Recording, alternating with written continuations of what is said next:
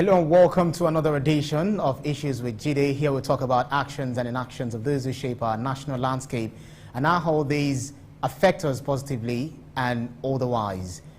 I'm Ibrahim Shita. Today on the show, ASU threatens strike as federal government fails to sign draft renegotiated agreement. This is one big story that still has many Nigerians home and abroad talking. We'll be examining sides to this developing story as our first topic for discussion.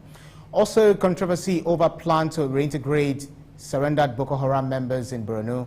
And later on the show, we'll examine the recent attacks in Plateau State. So in the course of the program, we'd like you to send your questions, but first, subscribe to our YouTube channel and drop your questions in the comment section. I have joining me via Zoom, live from Port Harcourt, is the maestro himself, Babajide Kolade-Otitoju. Thank you so much for joining us on today's program, Issues with Jide. Thank you, Brian Shita. Thank you. So quickly, let's get down to talking about the issue of ASU. At the look of things, the university union is most likely to go on strike, month end. If the government fails to tackle necessary action as demanded by them, what does this portend for our education sector? Yeah, it will be a massive setback if the government allows this strike to happen. It will show that incrementally we are showing so much disinterest in making our public university system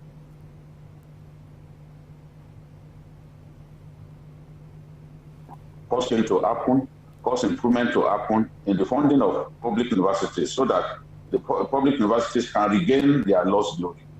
A lot of positive things that used to happen in the public universities have been lost to years of improper funding, years of neglect, and endless industrial disharmony within the university system. So I expected governments to do the right thing. Whenever you sign an agreement with ASU, you're obligated to fulfill your own side of the bargain. It's irresponsible to get into an agreement that one knows one will not fulfill. In 2009, because this whole issue now, this whole threat of a fresh strike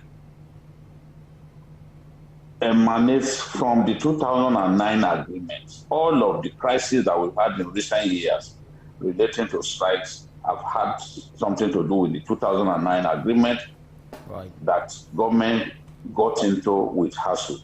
Now, as a clause in that 2009 agreement says that every 5 years, government needs to renegotiate with ASU. Renegotiate its agreement with ASU, which means that the issue of the salaries of ASU members will be addressed. Government never made any attempts since then to renegotiate with ASU the 2009 agreement. So 2009 was the last time that they had a pay rise. So when ASU threatened that it was to go on strike, in the year 2020, last year, there was government actually refused to negotiate until 2019. But when it negotiated with ASU in 2019, it failed to implement the agreements reached with ASU. In 2020, ASU decided to again go on strike, which ended in December 2020, a long strike. As a result of that, government set up the Muslim Jibril.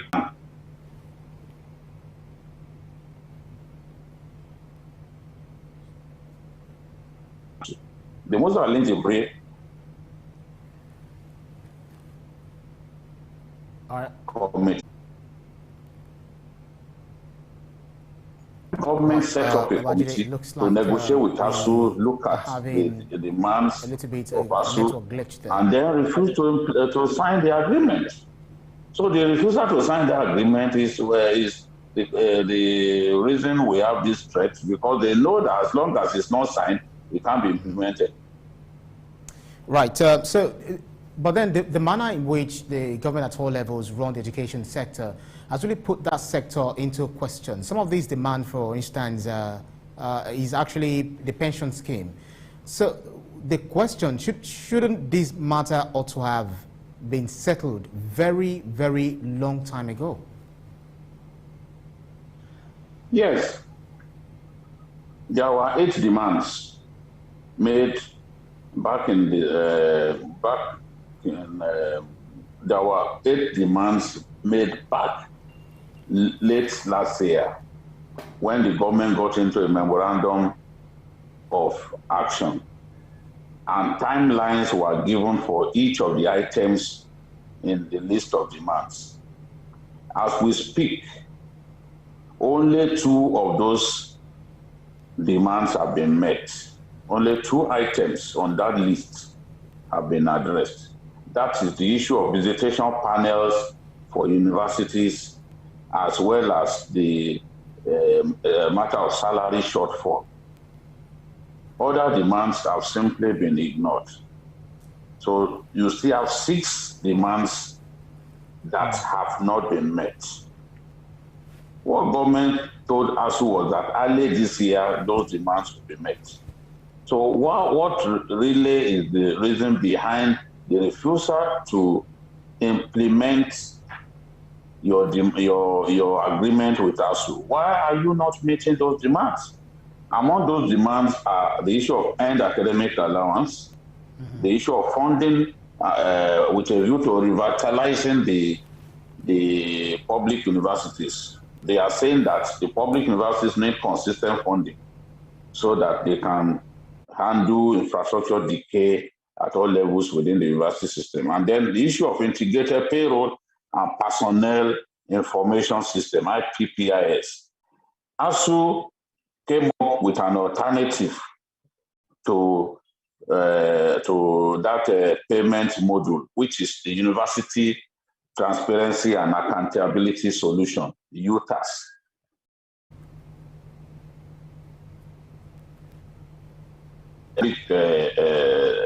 Public service system.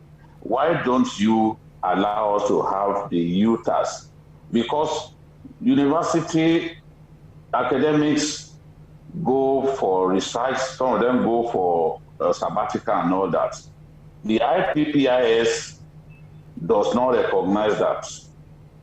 You cannot be a visiting professor in another university, for example, under the IPPIS model. And you will find that in our country, a lecturer could actually be a visiting professor in a number of schools. It is, and then do sabbatical abroad. Academics from the US can also come to Nigeria for their sabbatical. Right. If the IPPIS were to be implemented fully, this cannot work. Okay, so in a nutshell, you only get, yeah. So in a nutshell, because we need to move to the to other topic, in a nutshell, what would you recommend for ASU, who are threatening to go on strike, and the government, who is bent on, let's say, due process? So what would you recommend for the 2 warring parties? No, I will put the blame squarely at the door of government. What is going on looks like government always manages to con labor to end an industrial action and then refuse to implement the demands. Refuse to renegotiate on his own side of the bargain. If you got into an agreement, you signed a memorandum of action with timelines, and you promise that you will implement all of the demands in that memorandum of action, then you should go ahead and do it. It makes no sense to refuse to honor your own side of the bargain. your word should be bond. As government, your word should be bond. There is no reason to make promises that you cannot fulfill. If you can't fulfill certain promises, tell ASUU, no, we cannot fulfill this. We've not got the money. Appeal to them. But to refuse to make promises and then ignore your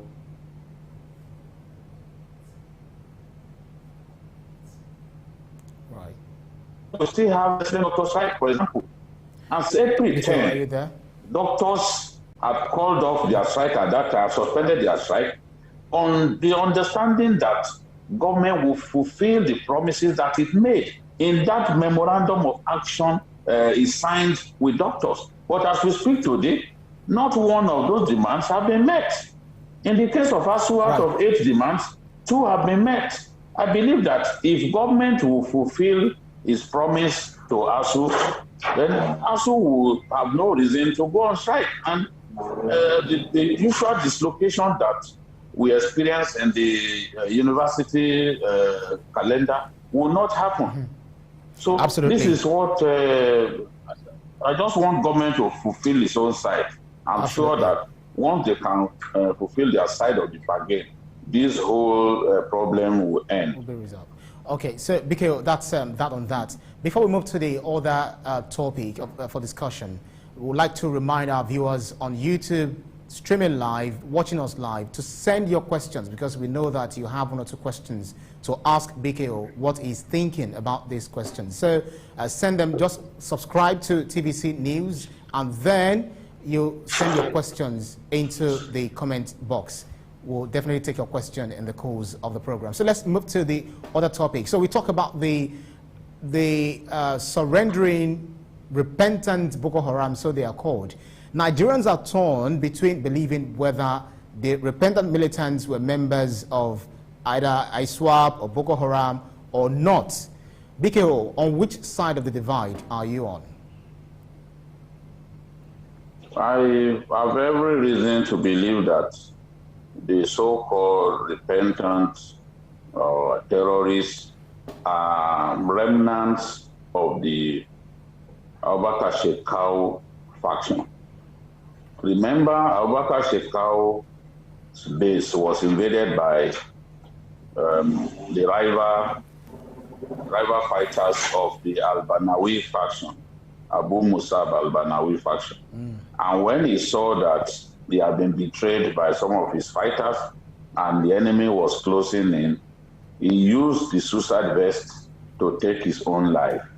That was how Abubakar Shekau died. Now, after he died, there was an attempt. Initially, his group produced a new leader that refused to cooperate with the Abanawi faction. So they refused to surrender their camp. They refused to surrender their stronghold in the Sambisa forest.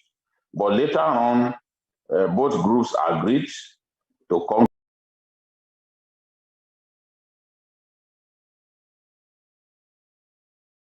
And some of Shekau's men felt betrayed. Some of them were demoted. You can imagine if you are a senior person within the Shekau group, and immediately after both groups were merged, you became just an ordinary person. So some of them who have been used to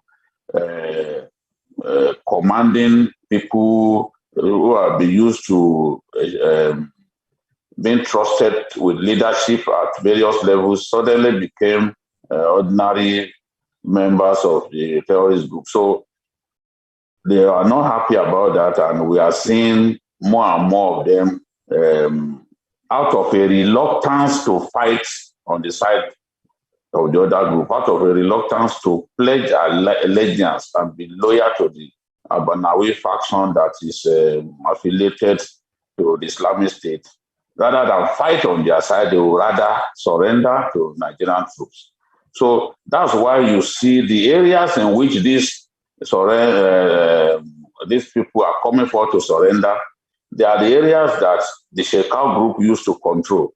Places like Mafa, Konduga, Bama, which is the commercial capital Borno State. So the Albanawi faction is around the islands of the Lake Chad. They call them the Tumbus, the islands of the Lake Chad, then places like the Timbuktu Triangle, Borigi, the rest of them. Nobody is surrendering from that side. So that should tell you that the ISWAP group, the Albanawi faction, is not interested in any form of surrender. In fact, they have come out to say they are not interested. They won't surrender. They will continue to fight the Nigerian armed forces. They are not prepared to surrender. And they are holding on to territories in Nigeria that they control. And they are taxing our people who are living with them in those areas that are under their control. So this is the thing. And a lot of if you look at the pictures, you see clearly that majority of the people surrendering are actually women and children. So some of these fighters are even staying behind in the camp and just sending their aged family members as well as their wives and children, sending them to go and surrender to Nigerian troops. But we just simply call all of them terrorists. You saw a boy who was barely 5 years old, joining the people as surrender. All right, Biko, let me button Biko. Yeah, so one of the concerns of some Nigerians, is that it's premised on the sayings that a leopard does not change his skin, and old habits die hard as well. So they suggest that these people should be camped on somewhere far from the town, de-radicalized and watched for at least a year before societal reintegration. Do you also share the same sentiment, Biko? I share the sentiment that we should be cautious in rehabilitating these people and reintegrating them with our people. In the past, some of them, after purporting to surrender, ran back to the forest and continued their killing campaign against our armed forces and against our civil population, against civilians. So that's why people in Borno State, including the governor and the Shehu of Borno, who is the main traditional ruler, the topmost traditional ruler in that state, are worried.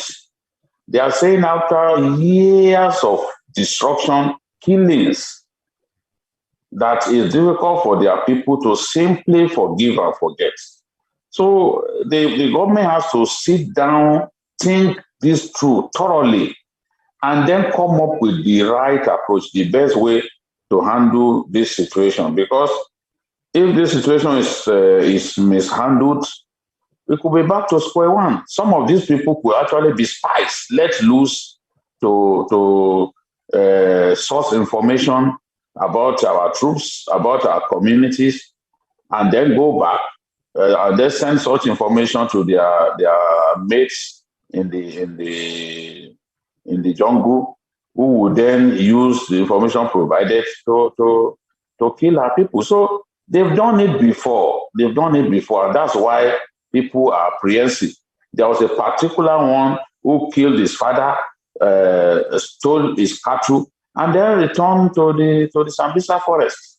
So, yes, old habits die hard. People have lived in the forest for up to 10 years or more. It is difficult to totally change them. It will take some tremendous effort. And that's the fear that our people have. I have bought that fear myself. Well, some Nigerians also say that they should be killed. But the Minister of Information said, no, we can't kill them because we need to respect international laws that actually got this practice. So what would you say in that regard? What would you say to Nigerians who are of the opinion that these people have killed so many people, so we can't just let them go free like that? What do you want the people whose family had been killed in the process of the agitation, or whatever it is called. What would you say to this, BKO, very shortly before we go to the next topic? They need to put them on trial. They need to put them on trial. As for their kids, well, you can punish their kids and their wives. Even if you have to do some background checks on their wives to discover whether they are collaborators and all that. You know, some of those women were forcibly married to them. But the terrorists who forcibly marries a Chibok girl, for example, put the Chibok girl in the family way. I agree with the Arewa Consultative Forum that such people should be put on trial. If a man kills his wife now, slaughters his wife, beheads his wife, and he goes to the police station to give himself up, will he be received with open arms? Will he get a hug? You still have to put him on trial. Though he came up without wasting the time of the security agencies, he came up, he gave himself up. It doesn't mean that he will not be put on trial. These guys are hardened criminals. They are beasts. They've killed so many people. They've destroyed families. In fact, there are some families, entire families, that they wiped out. So they should be put on trial. That is, but to allow them to be loose, walking around our streets, and even treating them with so much care that we do not give the IDPs who are victims of their years of killing campaign, is what I oppose. Don't appear to treat them better than you treat the IDPs who are their victims. Put them on trial. It doesn't mean that because somebody has surrendered them, it should just be released. No, it still has to undergo trial. That is the point that we are making. Absolutely. Your point is made. We've got questions that you also need to respond to that are dropping in on our YouTube channel. So let's quickly rush to the last topic, and then we take the questions from our viewers. Thank you so much for being there, our viewers. Remember, subscribe to TVC News, and then you send your comments in the comment box. We're already receiving your questions. Thank you so much. So the next topic, which is the Plateau killing. Babajide, the recent killings in Jos, Plateau State, along ethnic and religious lines, as people seldom go to where adherents of their faith or tribe are not in the majority. Because what's happening in Jos and indeed Nigeria?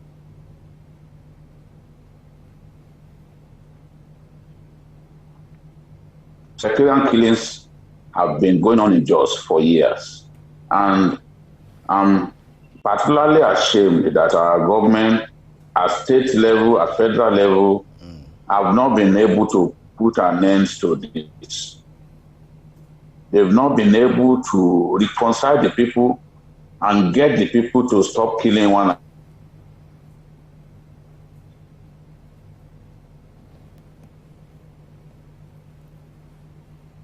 another. We still care. This thing did not start today. In Jebu, Miangu, where 22 persons were slaughtered. Before then, there were series of killings, herdsmen taking people's lives on their farms, reprisal killings as a result of killing by herdsmen have been going on in that community. So what happened that day was also the result of reprisal killings. It had been reported in the papers, 5 persons killed today, 7 killed today, 3 people killed 2 days later. And over a period of 1 month, more than 150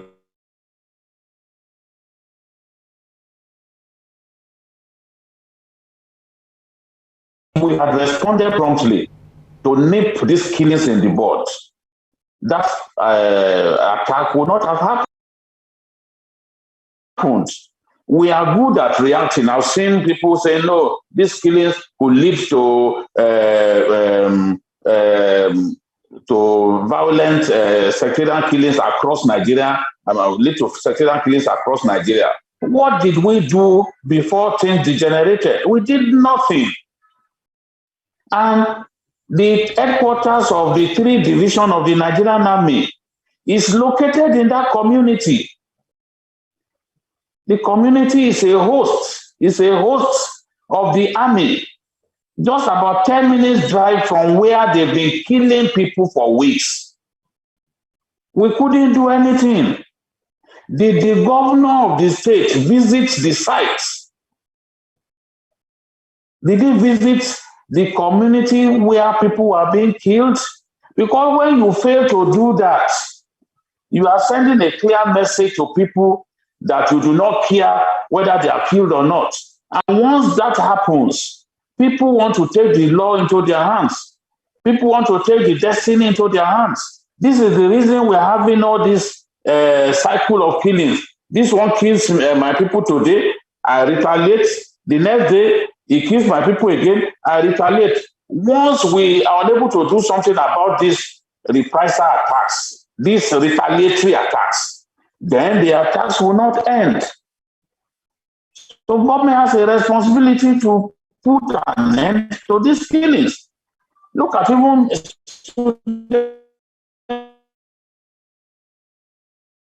of the University of Jos, some of them have lost their life. It has to stop. It's a national disgrace. It's a national shame. Okay, how can the governor feel comfortable that people are being killed in the states?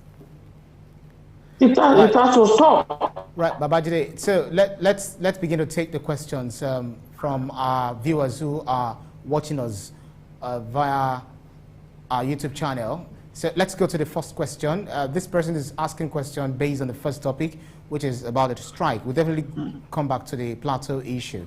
So Olushola Julius Babajide wants to know, why does it seem that the only language that our government understand is strike? Babajide, would like you to answer these, with maybe 1 minute or 2 minutes each.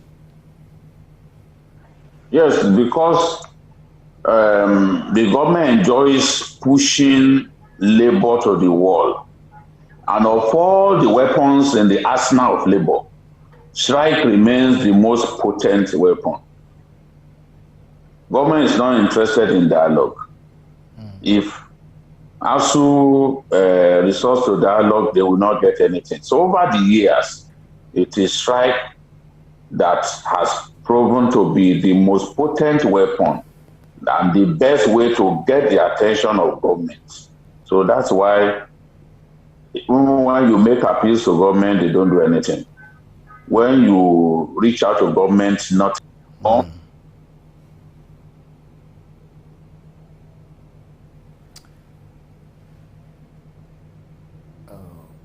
Babajide, are you there? Yes, and then something gets done.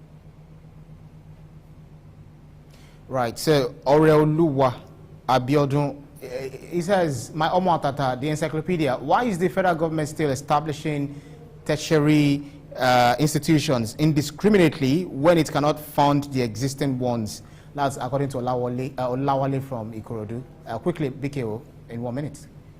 Yes, because they see tertiary institutions also as an opportunity to make money and then to make a political statement. Somebody in the Senate, for example, complains that, his community does not have a tertiary institution. And if he succeeds in bringing a tertiary institution to his community, he believes that he has done something significant. He believes that he has scored a political point. One of the demands of ASU is that the proliferation of state universities must stop. State universities are poorly funded, they can't pay salaries, they can't release money for research. Some of them are owing even their staff. For example, the teaching hospitals or some of the state hospitals are being owed as much as 7 months salary, 4 months salary, 11 months salary. You can imagine owing medical doctors as much as 11 months salary. That is happening in the state universities that are so poorly funded. So states that are struggling to pay salaries of civil servants, how would they be able to pay the salaries of lecturers or medical doctors working in their state teaching hospitals. So this is the thing. They want to make money off those institutions, but they are not prepared to fund those institutions significantly. Okay, Biko, so let's move to the next question. This is coming from Ben Ola. It says, why does the government keep telling us these guys are technically defeated, talking about the insurgents? Do they enjoy telling lies and deceiving the citizens? That's according to Ben Ola. Well, I think one has every reason to believe that there are so many dishonest people in government, people who simply want to mislead the Nigerian people. For example, we've been told that Boko Haram does not control any part of Nigeria. But this is a lie from the pit of hell. Look at the number of people coming out to to surrender. Are they not being kept in a place? And the place where they are being kept must be big enough to accommodate them. We all know that the Albanawi faction's base is in the islands of Lake Chad. That is where the Chadian troops went to take them on the other day. So if they were not controlling that part of our country, would the Chadians have located them and gone there to fight them? They plan their attacks, they keep their weapons somewhere. They have gun trucks, they have armored personnel carriers, some of which they stole from the Nigerian army. Where do they keep those things if they do not have areas that they control? When you engage soldiers directly, as some of us do, they admit that there are areas that these guys are still controlling. But when the public commentators or spokesmen of the armed forces want to talk to the ordinary Nigerian who does not have the information, then they lie that no, they've been technically defeated, we are on top of the situation, they do not control any part of Nigeria. But the boys are still dangerous, they are still engaging the army, but a lot of those attacks on the army, especially where we suffer setbacks, are never allowed to be known by Nigerians. They are not reported. So the army will come up with its own press statements, praising itself, but never admitting any setback. So, all right, be careful. It's just unfortunate. It's unfortunate. Okay, so we are 33 minutes gone, so we need to round off on this particular issue.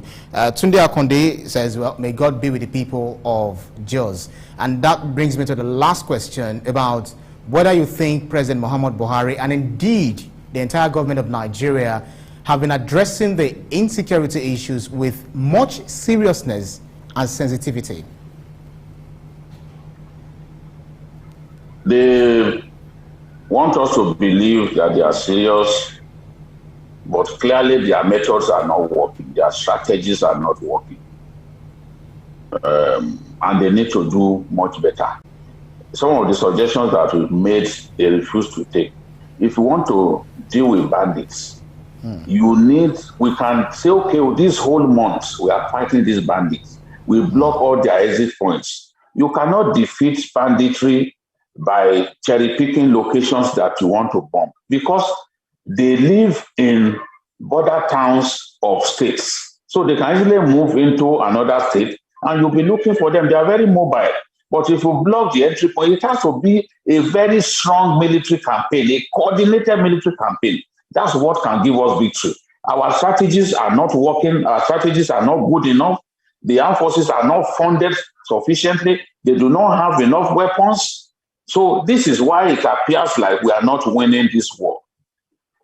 They may be making efforts that we see, but those efforts are not delivering the right results because the strategy is not good enough. Wow, that's quite interesting, Babajide Kolade-Otitoju. So we say beautiful thanks to our contributors, Additional Deusi, Olushola Julius, Ibrahim Malgui, Jane Tamono, Oreoluwa Biodo, and so on and so forth. We can go on and keep mentioning your names, but we really appreciate the fact that you joined us from the beginning of this program, and most definitely next edition will be next week by God's grace, the same time. So remember to subscribe to our YouTube channel, TVC News on YouTube, and then keep sending your comments and send your messages to Babajide Kolade-Otitoju on Facebook as well. You see Babajide Kolade-Otitoju.